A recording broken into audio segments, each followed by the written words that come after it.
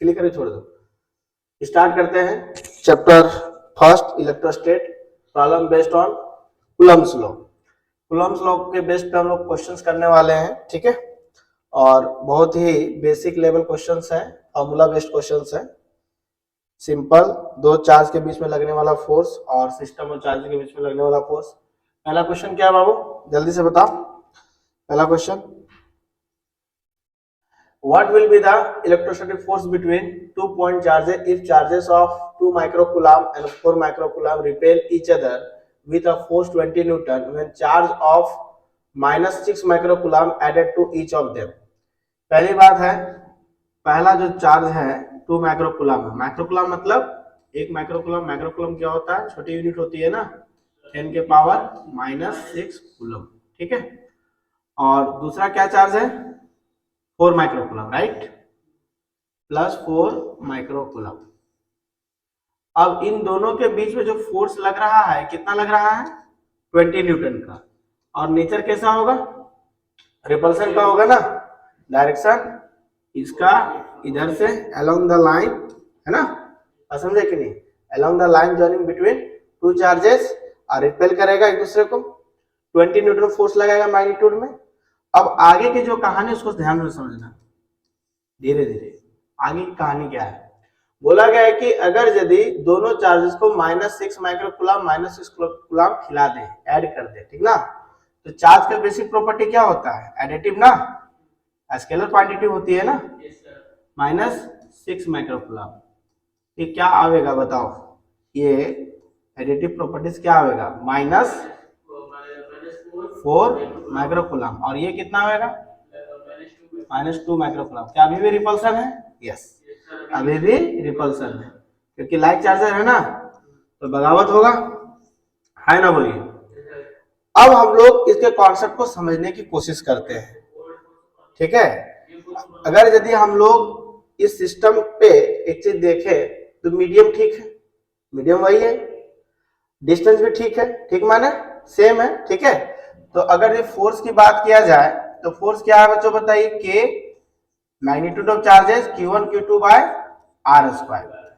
जब ये ठीक है, ये ठीक है, तो डायरेक्टिव प्रोपोर्शन किसका है बाबू, Q1 Q2 का, ठीक है। आगे बढ़े, तो इसका मतलब क्या हो गया, अगर हम लोग इसको देखें तो क्या आ जाएगा कि जो नया फोर्स होगा और जो ओल्ड फोर्स का रेशियो होगा सिर्फ चार्ज का होगा ना, तो नया चार्ज डैश मान लीजिए और Q2 डैश अपॉन पुराना चार्ज, उसको क्या लिख लेंगे, Q1 Q2, नहीं। अब बताओ नया चार्ज क्या था, नया चार्ज कितना था, -2 माइक्रोकूलम, उसका मैग्नीट्यूड कितना होगा, 2, अरे बोलो। और Q2 कितना था बच्चों बताइए, इस पे कितना था, 4 है ना, -4, इस पे कितना था, -2, तो 2:4 हो जाएगा ना, मैग्नीट्यूड लेना है। और नीचे पहले ऑल्ड वाला कितना चार्ज था, 2 और 4, राइट, ठीक ना, मैग्नीट्यूड लेना है, ठीक है। एक कैंसिल हो जाए, कितना हो जाएगा, 1। बात समझ में आया कि नहीं। तो अब बताइए जो नया फोर्स है वो किसके इक्वल है, ओल्ड फोर्स का ना, क्योंकि रेशियो कितना आ गया, 1 हो गया। ये नया चार्ज समझ में आ रहा है, कब आया सो, जब चार्ज -6 माइक्रोकूलम इससे ऐड हुआ तो -4 माइक्रोकूलम आया, इससे ऐड हुआ -2 माइक्रोकूलम, तो उसका मैग्नीट्यूड लेंगे 2 और 4, ठीक ना, -1 हट जाएगा, तो ये कितना आ जाएगा बाबू, 20 न्यूटन, ठीक है। तो पहले का आंसर आ गया है तुम्हारा, ठीक है, 20 न्यूटन। बढ़े आगे, ठीक है। आगे नेक्स्ट,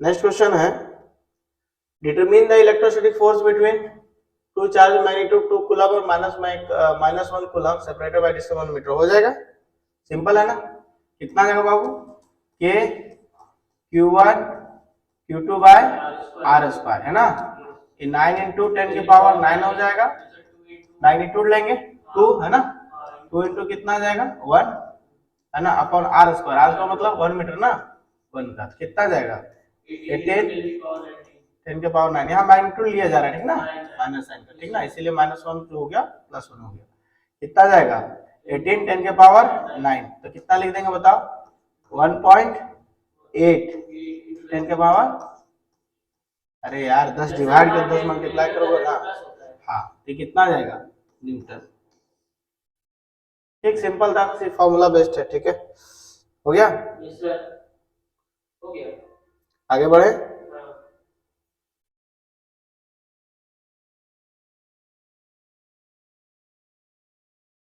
आगे आइए, question number 3, the distance between two electrons in contact is equal to 1 angstrom. ठीक है, determine the coulomb force between them. तो बताओ टू इलेक्ट्रॉन्स के बीच में क्या फोर्स होगा, E square yes sir upon R square into K, right. ठीक है, तो के का वैल्यू कितना होगा 9 × 10 के पावर 9, और एक इलेक्ट्रॉन में कितना चार्ज होता है 1.6 × 10 के पावर 19 है ना, का स्क्वायर।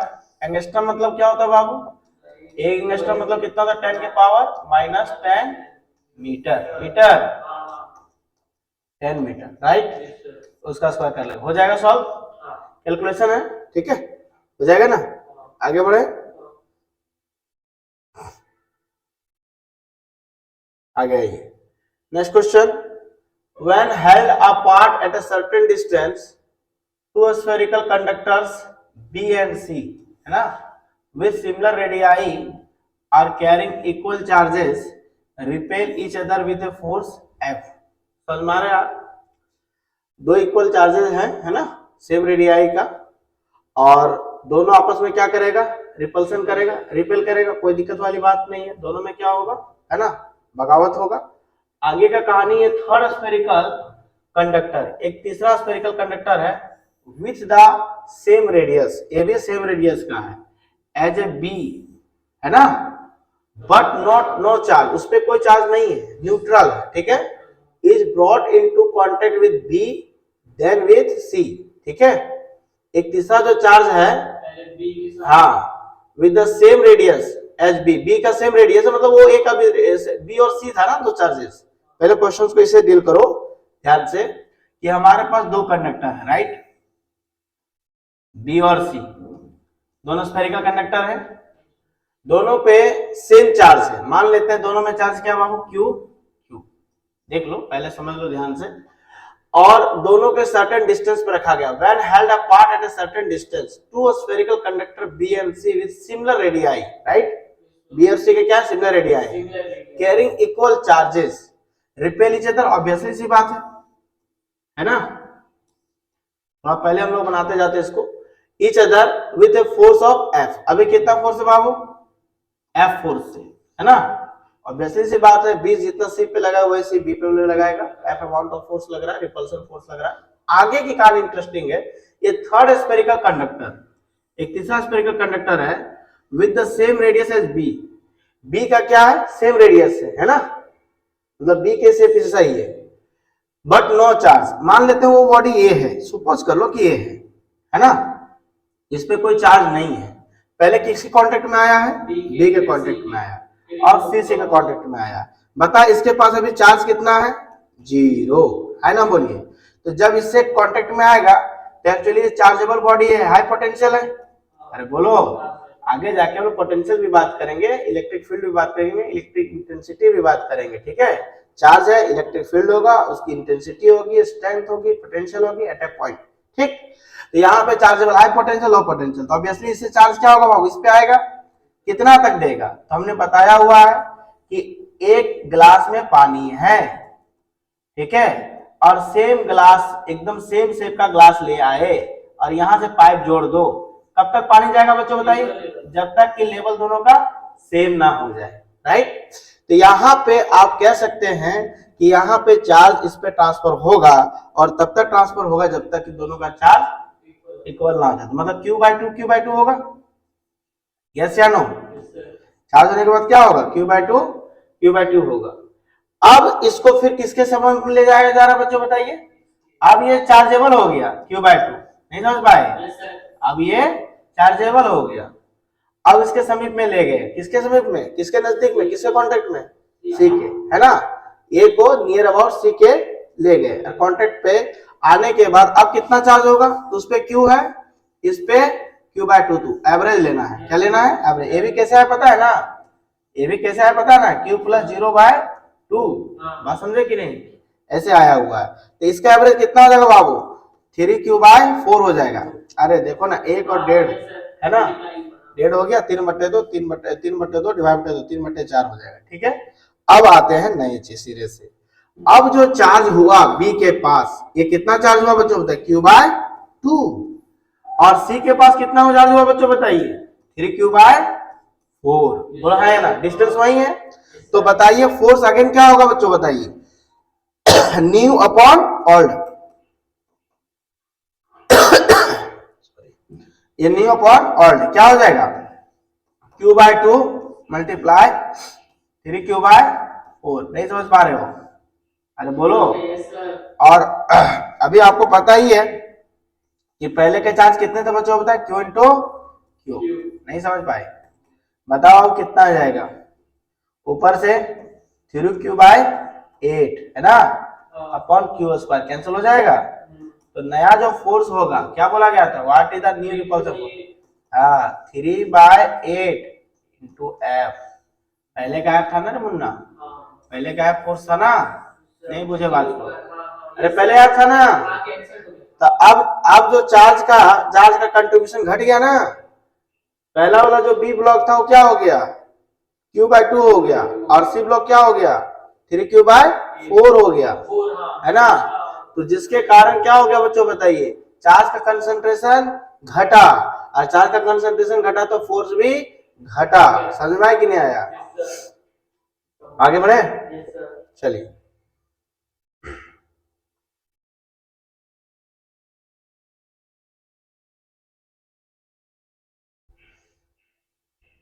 आगे आइए, ये specific charge q split into 2 components q and q-q। एक कोई q चार्ज है, इसको दो भाग में तोड़ा गया, एक भाग q है तो ऑब्वियसली सी बात दूसरा भाग क्या होगा, q-q होगा, है ना। What is the relation between q and q if the two portions are separated by a distance r have the greatest coulomb repulsion? अब देखो इसमें मैक्सिमम मिनिमम वाला कॉन्सेप्ट लगेगा, ग्रेटेस्ट है ना। तो बोला है कि दोनों में क्या कॉन्सेप्ट लगेगा, है ना, क्या दोनों में रिलेशन होगा, छोटका क्यू और बड़ा क्यू में क्या रिलेशन होगा, ठीक ना। तो बेसिकली हमको पहले फोर्स निकाल लेना है, और फोर्स को फिर क्या करना है, डेरिवेटिव के रूप में लाना है उसी से क्यू, क्योंकि मैक्सिमम मिनिमा के लिए dy/dx क्या होता है बच्चों बताइए, 0 है ना, हायर ऑर्डर डेरिवेटिव से बनेगा ये dy/dx। तो सिंपल, जैसे dy बाय मैक्सिमा और मिनिमा है ना, मैक्सिमम फोर्स निकालना रहेगा या मिनिमम फोर्स निकाल, दोनों के केस में हम लोग क्या करें, dy/dx 0। तो यहाँ dy/dx नहीं, यहाँ df/dq होगा, है ना, df/dq लगेगा, क्योंकि फोर्स को q के रिस्पेक्ट में हम लोगों को यहाँ पे एक्सप्रेस करना है। तो सबसे पहला चीज क्या करेंगे हम लोग, सबसे पहला चीज दोनों के बीच में फोर्स लिखेंगे, क्या होगा बाबू बताओ, k बोलो q, दूसरा q-q, अरे बोलो, अपन क्या आ जाएगा, r², राइट। अब k कांस्टेंट है, r² कांस्टेंट है, बात समझ में आया कि नहीं आया। हम लोग किसके रिस्पेक्ट में करेंगे बच्चों बताइए, df/dq, क्योंकि इसी देखो मैक्सिमम फोर्स कब आएगा, तुम ही सोचो, हम तुमको पूछते हैं कि r फिक्स कर दिए, मीडियम फिक्स कर दिए, तो मैक्सिमम फोर्स किस पे निर्भर करेगा, चार्ज पे। चार्ज का है तो तुम मैक्सिमम मिनिमम कंडीशन निकालोगे ना, और मैक्सिमम मिनिमम कंडीशन के लिए df/dq क्या करेंगे बच्चों बताइए, 0। बोलो यस या नो। तो k/r² तो कांस्टेंट है, निकल जाएगा बाहर, k/r² क्या होगा, कांस्टेंट निकल जाएगा बाहर, और अंदर में क्या होगा बच्चों, q माइनस का q², इसी का क्या होगा, d/dq होगा। बोलो अगला स्टेप क्या लिखेंगे बताइए, k/r² उधर जाके 0 हो जाएगा, इसका क्या होगा, q कांस्टेंट है, क्योंकि ये तो आपका चार्ज क्या है बच्चों बताइए, फिक्स चार्ज है ना, ये कांस्टेंट बाहर आ जाएगा, q का डिफरेंशिएशन क्या होगा, q के रिस्पेक्ट में 1 हो जाएगा, q² का कितना होगा, पावर गिरा के पावर में एक कम, अरे यार dx/dx हुआ ना 1, और dx के पावर n अपॉन dx क्या होता है, पावर गिरा के पावर में एक कम, है ना। तो कितना हो जाएगा, 0 के इक्वल हो जाएगा। अब बताइए q इक्वल टू कितना आ गया, 2q, q बराबर कितना आ जाएगा बच्चों बताइए, q/2। मतलब चार्ज q को हम लोग कैसे तोड़ेंगे, आधा आधा, है ना, हाफ पोर्शन में, मतलब पहला पोर्शन भी हाफ, दूसरा पोर्शन भी हाफ, इससे हमारा फोर्स और रिपल्सन क्या होगा, ज्यादा होगा, ठीक ना।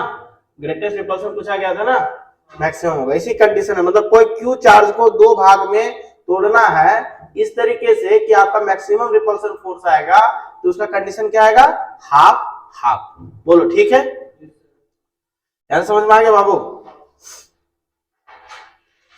हो गया, आगे बढ़े, आगे आओ। Consider two opposite charges with the same magnitude placed at a distance from each other such that force of F Newton acts between these two charges. 60% of the charges one is transferred to another. Determine how much value of force changes in this case. क्या समझ में आया? बन जाएगा, बन जाएगा। कैसे करेंगे बताओ?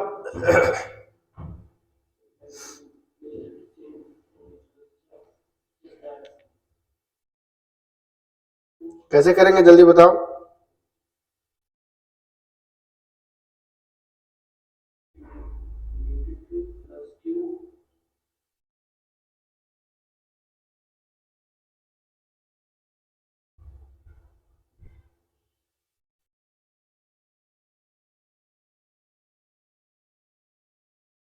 कॉन्सेप्ट समझ में आया है कि नहीं आया है? अभी इसके पहले भी ऐसे क्वेश्चन किए हैं।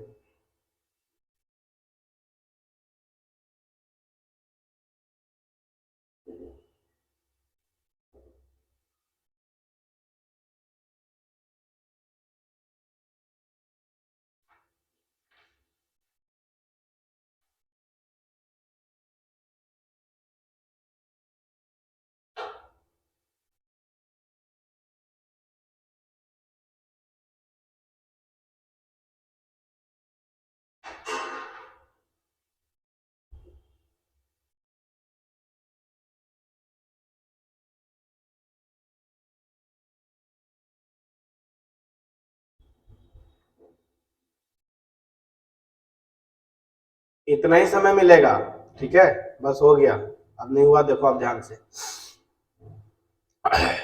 अब आओ आओ आओ आओ, देखो किसी से नहीं बना। चलो देखो ध्यान से, आइए सबसे पहला चीज है, इसमें आप दो चार्ज लीजिए, Q1 और Q2, ठीक है, Q1 और Q2। अब दोनों क्या है बच्चों, अपोजिट चार्जेस है, दोनों क्या है, जैसा जैसा क्वेश्चन बोलते जा रहे हो वैसा वैसा करते जाओ, charge with the same magnitude, लेकिन मैग्नीट्यूड दोनों का सेम है। मतलब अगर ये Q है तो ये भी क्या है, Q है, दोनों क्या है, सेम मैग्नीट्यूड का है, लेकिन अपोजिट नेचर का है। दोनों के बीच में कौन सा फोर्स होगा ये भी पता कर लो, अट्रैक्शन होगा ना, ये इसको अट्रैक्ट करेगा, वो उसको इधर अट्रैक्ट करेगा, इच अदर। अब बोला गया from each other such that force F newton के फोर्स से between these two charges if 60% of the charge from one is transfer to another. बताओ बाबू, 60% चार्ज ट्रांसफर हो गया तो इससे घटेगा, इस पे, अरे जुड़ेगा ना यार, हम अपनी कमाई का 60% तुम्हें दे देंगे, तुम्हारी कमाई बढ़ेगा ना, हमारा घटेगा कि नहीं घटेगा? ऑब्वियसली सी बात है घटेगा। 60% माने क्या, 60/100, अरे बोलो, और इसका क्या मतलब हो गया, 3/5, नहीं समझ पाए? तो 3/5 क्या होगा, इसमें घटेगा, घटा दो, क्यू अमाउंट में क्या होगा बाबू, 3/5 घटेगा, कितना बचेगा, 2/5 क्यू, नहीं समझ पाए? और इसमें क्या होगा, क्यू प्लस 3/5 क्यू, जुड़ जाएगा ना। देखो 60% इससे पहले वाले से घटेगा और 60% उसमें जुड़ेगा, है कि नहीं? मतलब आपको समझ में आ गया कि यहाँ कितना बचा, 2/5, 2/5 क्यू, है ना, और उसमें कितना आएगा बच्चों बताइए, 8/5 क्यू। समझ में आया कि नहीं आया, है ना? तो अब दोनों को मल्टीप्लाई जब करेंगे तो आपको क्या नजर आएगा, नया जो फोर्स आएगा वो क्या आएगा बताओ, नया जो फोर्स आएगा वो क्या आएगा, ध्यान से देखो, अभी भी गलत बता रहे हो, ऊपर ऊपर 16, 16 Q²/25, नहीं, अपॉन का क्या, Q², मैग्नीट्यूड सिर्फ लिख रहे हैं, 16/25 F। समझ में आया कि नहीं आया? ठीक है, तो 64%, तो क्या बोला, determine how much the value of force change in this case, कितना हो गया तुम्हारा, तो नया फोर्स क्या निकला बच्चों, अगर परसेंटेज में देखा जाए परसेंटेज में थे, कितना परसेंट निकला? 64% है ना, 64%। तो आप चेंज निकाल सकते हैं कि निकाल सकते हैं? बिल्कुल। तो 36% तुम्हारा बचेगा जो चेंज हुआ, है कि नहीं? अरे 64% आया ना। Yes, sir. पहले कितना था? Sir, 60. पहले कितना था? पहले 100% था। पहले क्या था? 100%। ठीक है, अब उसे बढ़ा कि घटा? उसे सर घटा। घटा नहीं, बढ़ा। अब बताओ 16/25 का रेशियो क्या होगा? सर 4/5, 4/5। 16/25 इंटू 100 करो, कितना आ जाएगा? सर 64%। 64% आएगा ना। ठीक है, यहाँ क्वेश्चन क्या बोला? Determine how much the value of force changes in this case. Confuse कर रहे हैं? कंफ्यूज मत होना।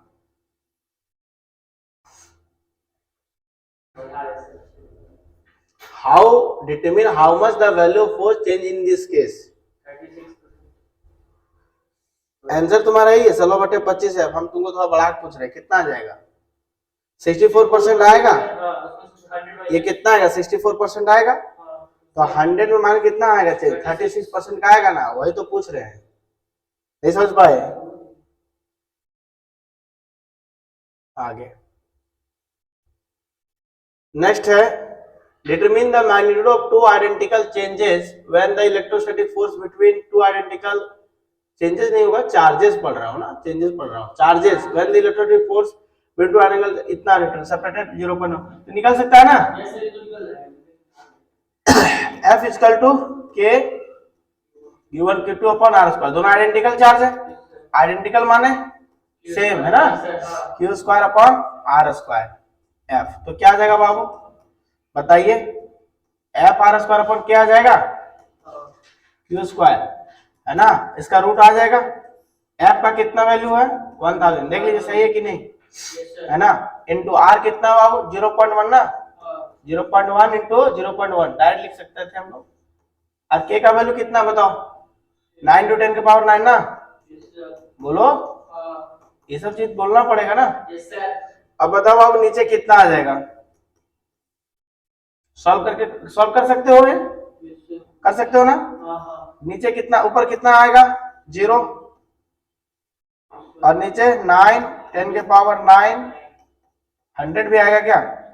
Yes, एक sir. एक एक एक एक 8 कट जाएगा, 8 से 4 बाहर आएगा, 10 की पावर 4/3। 1/3 आएगा, है ना। 1/3 आएगा। तो कितना कर सकते हैं बताओ? 3 पॉइंट, अरे 1/3 मतलब बोलो ना, कितना बार कितना आ जाएगा? सर 10 की पावर 5। 10 के पावर 5 आएगा।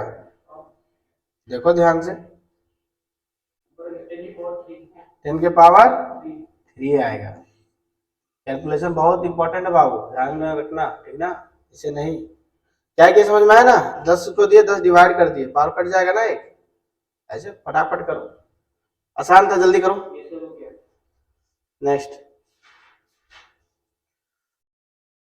आगे, नेक्स्ट क्वेश्चन आ जाओ। Simple consider system two charge magnitude इतना इतना which is acted by force 0.1 into what is the distance between the two charges. इस बार डिस्टेंस निकालना हो जाएगा ये? इस बार डिस्टेंस निकालना हो जाएगा ना, सिंपल वही है। इस बार क्या हो जाएगा? F equal to K Q1 Q2 by R square. Simple, R square equal to K Q1 Q2 by F। क्या हो गया?